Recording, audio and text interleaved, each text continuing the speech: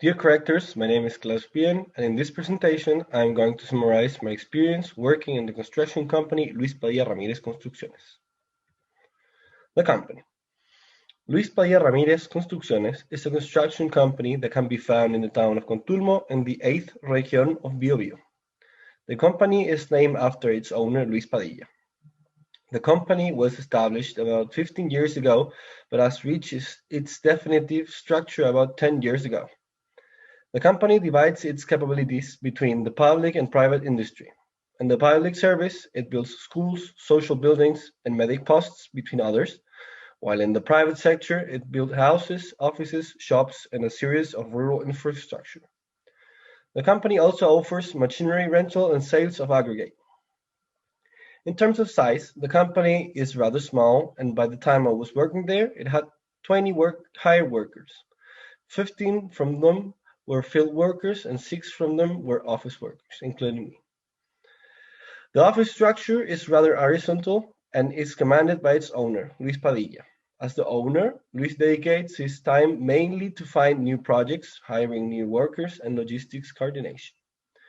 Under Luis, there are 5 other charges, as we can see here in the lower left part of the presentation. First, there is storage and acquisition. Second, technical office. Third, resident engineer. Fourth, legal matters or legal affairs. Fifth, machinery rental and logistics. Most of the time I had to work with the resident engineer, since the owner told me the main problem he had was that he didn't have a real-time update of the status of each work in each project. What did I do? I worked with Luis Padilla for about 2 months. In this period of time, I had the chance to learn lots of things and apply knowledge that I acquired during my career. The first 2 weeks, I decided what was the best I could do to help Luis Padilla. During that time, I wrote 7 5-minute talks that seek to create consciousness about the dangers present in the construction industry.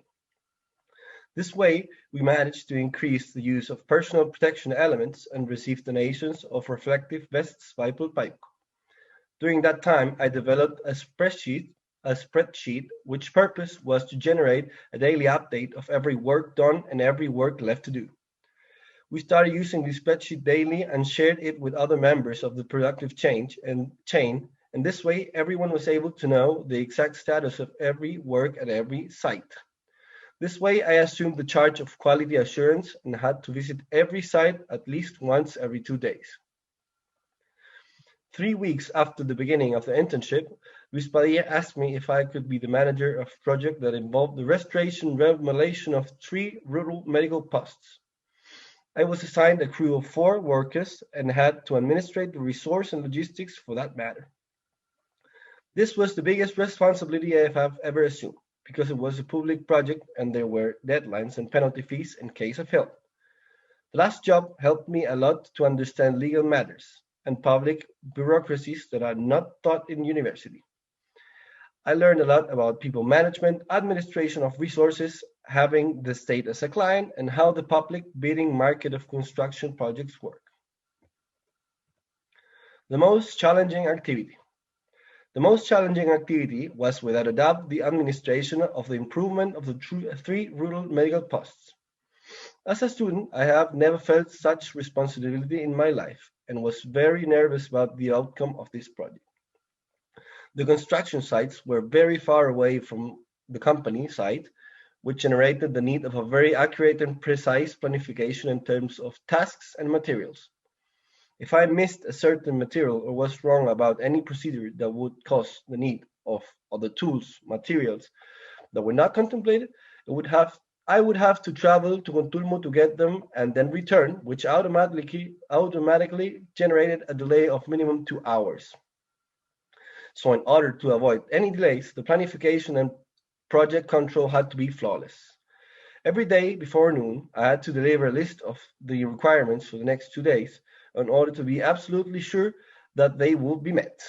Another additional complexity of this project was that all 3 medical posts continued to operate while we were working on them. There are certain days a week that a determined medical specialist concurs to the post. Those particular days generate a much higher amount of people using the facilities and make the process harder. The last complexity of this project was that since all three posts were far away from each other, the optimal condition was to work the entire day in only one of them, each day. To be able to do so, the planification had to be well done, so that there was enough work, materials, and tools to do so.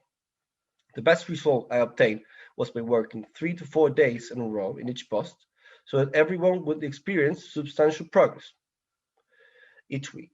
Finally, there had to be a strict control of the amount of spending that was being made in order to spend carefully and do not compromise the final income.